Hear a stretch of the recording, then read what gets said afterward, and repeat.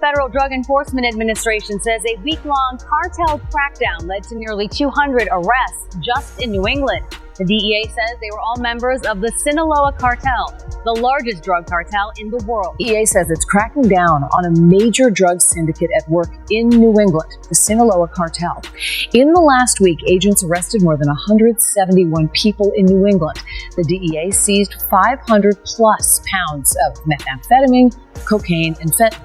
In early October 2025, DEA and ICE agents launched a sweeping operation that uncovered a massive Sinaloa cartel network operating quietly across New England. What started as routine surveillance quickly escalated into Boston's largest cartel takedown in history. More than 200 suspects were arrested, and authorities seized huge quantities of drugs, weapons, and cash in coordinated raids. Federal officials described the bust as a direct warning to cartels nationwide. The message was clear: the war on organized crime has reached America's backyard. 171 arrests throughout New England. Does that make a dent?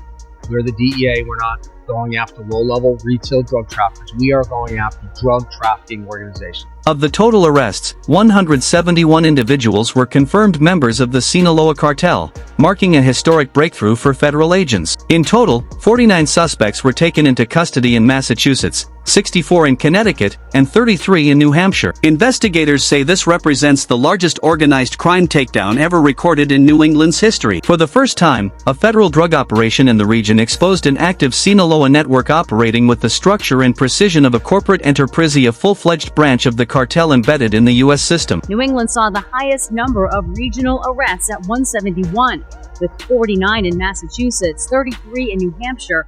Connecticut saw the most at 64. Do you think people would be surprised to learn how many agents seized more than 500 pounds of narcotics, including fentanyl, methamphetamine, and cocaine?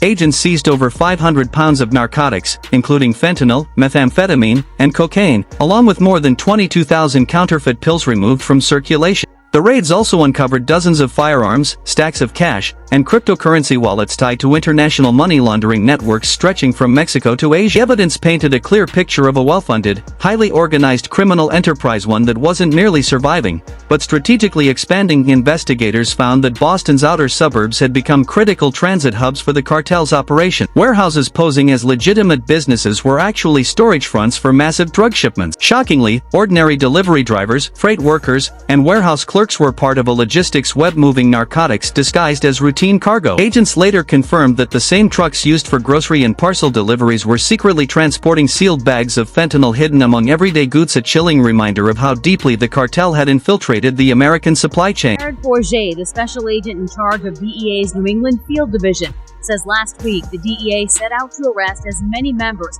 of the Mexico-based Sinaloa Cartel as possible. New England saw the highest. Officials dubbed the mission America's Northern Border War. For years, federal drug enforcement had viewed New England as a consumer market, not a trafficking corridor, until now. Operation New Dawn shattered that assumption, revealing that the Sinaloa Cartel had embedded itself deep within American commerce, using legitimate trade systems to conceal its movements. The bust exposed how the cartel had built a hidden infrastructure in plain sight, hundreds of miles from any border crossing. The months-long operation was masterminded by the DEA's New England Field Division, under the leadership of Special Agent Jared Forget, and executed through a coordinated 7-day siege involving more than 600 officers from federal, state, and local agencies. Among the evidence recovered were 22,000 counterfeit pills bearing the Sinaloa Cartel's signature markings, many of them purple fentanyl tablets stamped with M30 or Adderall Legasto imitate legitimate prescriptions. To investigators, it was undeniable proof that the cartel had fused chemistry, marketing, and technology into one deadly and sophisticated business model, a corporate machine of crime operating under the guise of normalcy. What's their number one product they push? Is it the pills?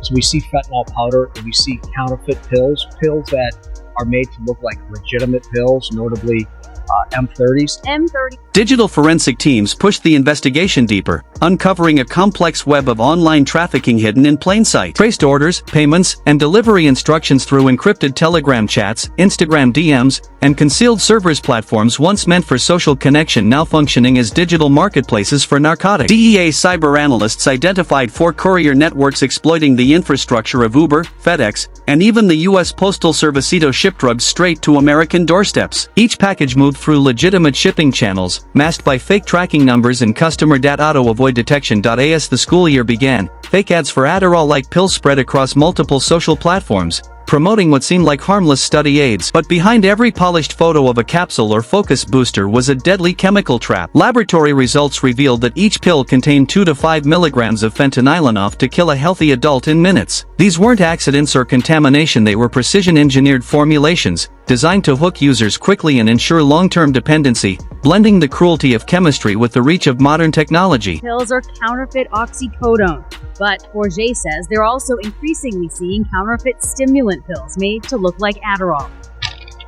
Agents uncovered another chilling layer of the operation. Cartel engineers were using AI-generated content to create fake brand names, product descriptions, and marketing graphics that perfectly mimic legitimate supplement ads. Every post looked authentic, complete with sleek packaging and professional design. Once a customer placed an order, payments were funneled through encrypted processors, Bitcoin wallets, and peer-to-peer apps, making the financial trail virtually untraceable. Within hours, couriers delivered small packages labeled as vitamins or study pills, slipping seamlessly through normal delivery systems. One DEA officer summed up the threat bluntly: your teenager could order death with a few taps on their phone. It wasn't an exaggeration. Half of the counterfeit pills seized tested lethal, each containing fatal doses of fentanyl hidden behind glossy branding. Most victims had no idea what they were buying to them. It looked like a harmless capsule promoted on the same platforms where they watched videos, scrolled social feeds, or ordered food. It was the perfect digital disguise for a poison engineered to kill.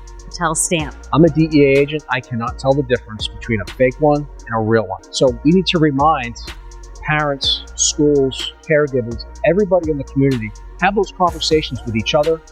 Have them with your kids. Every seized batch of counterfeit pills was ultimately traced back to a single supply China network beginning in Sinaloa factories supplied with chemical precursors from China. The pills found in Boston classrooms in New Hampshire neighborhoods had started as shipments of raw materials crossing the Pacific, later processed, pressed, and branded before being funneled north through legitimate trade routes. The revelation redefined how law enforcement viewed the war against the Sinaloa Cartel. The threat was no longer limited to border tunnels or remote jungle labs. It had evolved into a global, tech-driven enterprise that thrived within everyday systems. The cartel had learned to hide in plain sight, blending criminal logistics with the rhythms of modern life. Social media ads, courier deliveries, and customer. On the surface, it looked like ordinary business. But behind every click, shipment, and message lay a criminal network spanning 3 continents, powered by technology and shielded by convenience culture. In operation, he says the vast Sinaloa network has deep roots in New England. They're our public enemy number one. The new directive broadened the authority of the DEA, ICE, and the U.S. Treasury Department, giving agents expanded powers to treat cartel operations with the same urgency as counterterrorism cases. Under this mandate, investigators could now seek terrorism-based seizure orders, compel cooperation from foreign banks, and pursue the extradition of international financiers linked to cartel funding networks. For the first time, prosecutors built a terrorism case centered on chemical precursors rather than finished narcotics, marking a historic legal shift. The move closed a long-standing loophole that had allowed Chinese chemical suppliers to mask their role behind layers of trade compliance documents while quietly fueling the cartel's drug production pipeline. With this change, the U.S. signaled a new phase in its war on narcotics, one that targets the global financiers and suppliers behind the poison, not just the dealers on American streets. Many members of the Mexico-based Sinaloa Cartel as possible. New England saw the highest number of regional arrests at 171, with 49 in Massachusetts, 33 in New Hampshire. Connecticut saw the most at 64. Do you think people would be... Former acting ICE Director Jonathan Fahey hailed the policy shift, noting that it finally gave law enforcement the same counter-terrorism tools once used to dismantle jihadist networks. His message underscored the magnitude of the crisis. With over 100,000 overdose deaths every year, the response had to match the scale of the threat. To Fahey, the fentanyl epidemic wasn't just a criminal issue, it was a national security assault. The Treasury Department quickly followed suit, leveraging its new powers to freeze multi-million-dollar accounts belonging to a Chinese state-linked chemical company and to sanction 3 executives responsible for exporting the precursors that fueled cartel production. Investigators confirmed that the company's materials had surfaced in at least 9 DEA seizures over 4 years. The sanctions extended further, targeting 2 mainland banks accused of laundering cartel profits through correspondent accounts in Hong Kong and Singapore. This financial crackdown severed a vital artery in the Sinaloa to China supply chain, sending a clear message: the United States was now prepared to treat narcotics financing as a form of economic warfare, striking not just at the traffickers but at the global infrastructure sustaining them.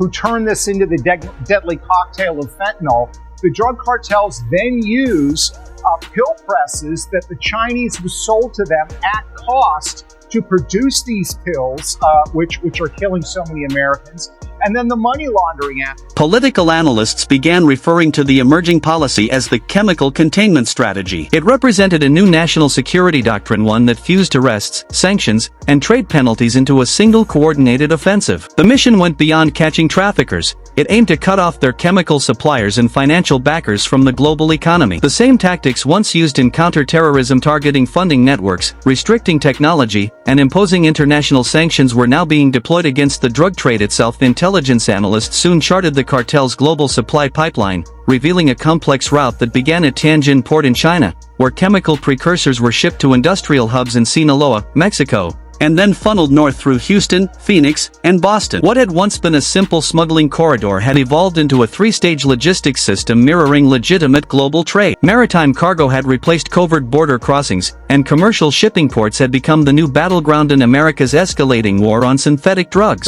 The drug cartels 20 years ago used banks in Latin America. They're now using state-owned banks. So this is a strategic initiative by China to punish and damage the United States